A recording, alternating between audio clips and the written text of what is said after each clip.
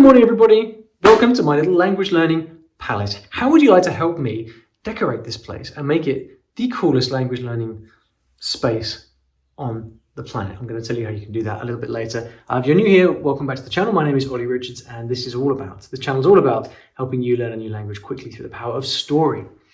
And learning through the power of story is what I'm trying to make this space completely dedicated to. So I thought I'd give you a little tour of what I've currently got going on here, this language learning space. And then I'll tell you a little bit about how you might help me make this even more unique.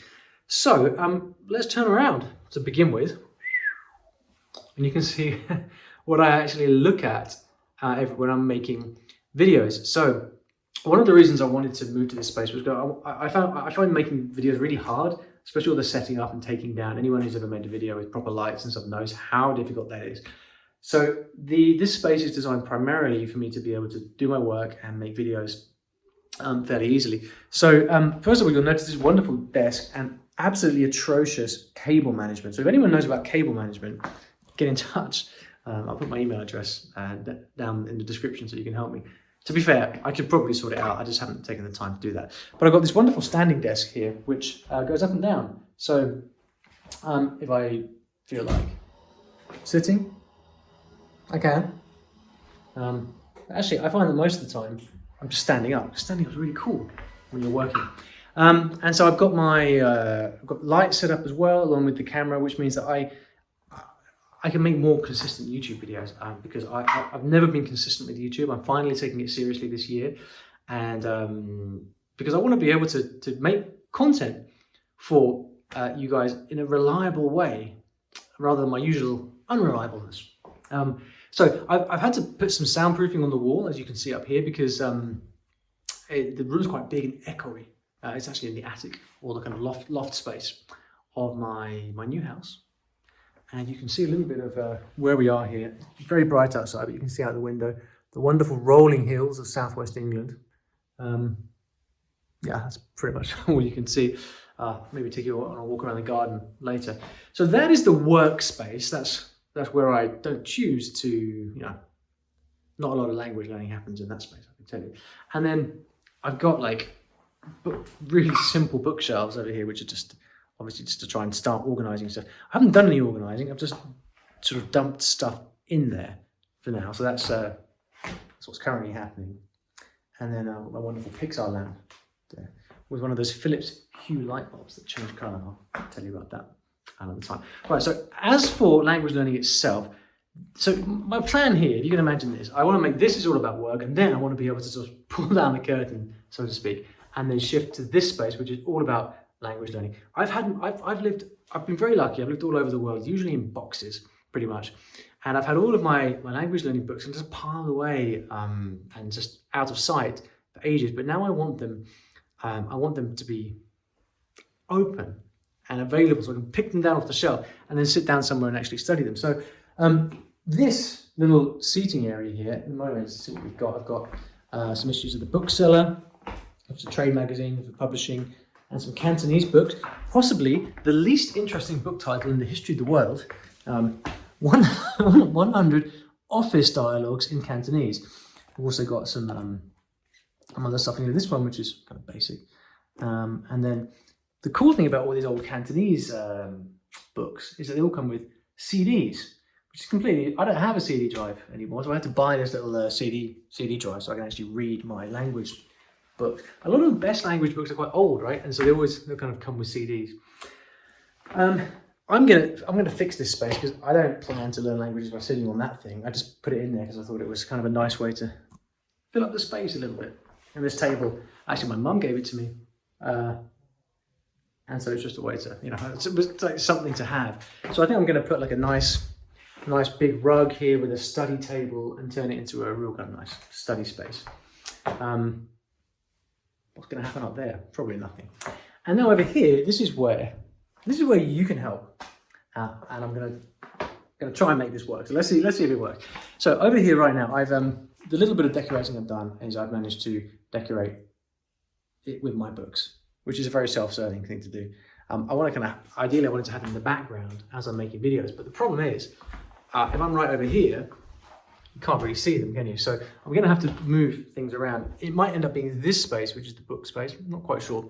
But anyway, one of these cupboards will be basically the kind of decoration or the backdrop. So if you imagine I'm going to be here making videos like this. And then behind me is going to be stuff like we've got Mickey here. You might be wondering, why do I have this? Well, this is actually a copy of the original patent for the Mickey Mouse drawing. And the reason I have that here is because Walt Disney was an absolute genius. And he just invented an entire industry. And it all came through his creativity. It all came from the power of his imagination. And so I have this there to remind myself that everything starts somewhere. And the entire Disney empire began with this. Or one, technically not, but that was one of the very early incarnations. So this is there always to remind me about the importance of creativity and the fact that everything starts somewhere. A lot of my books, actually. So if I bring you over here now. And so if you're new, if you don't know me, actually, you might recognize some of my books. For example, these are all over. You will find them in bookshops and stuff around the place. We have a lot more coming out. And so these are all the books of short stories. And then down here, I have my books 101 Conversations, such as, what do we have here? See if I can get it out. 101, falling all over the place. 101 Conversation in Mexican Spanish. Anyway, that was the kind of most obvious way for me to decorate stuff. But it won't stay like that. Here's what I want to do.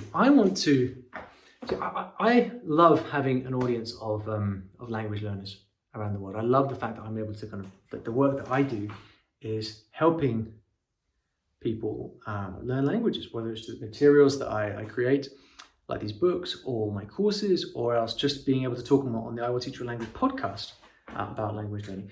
And I'd like your help to decorate this, which is going to become the backdrop to my little language studio thing over here.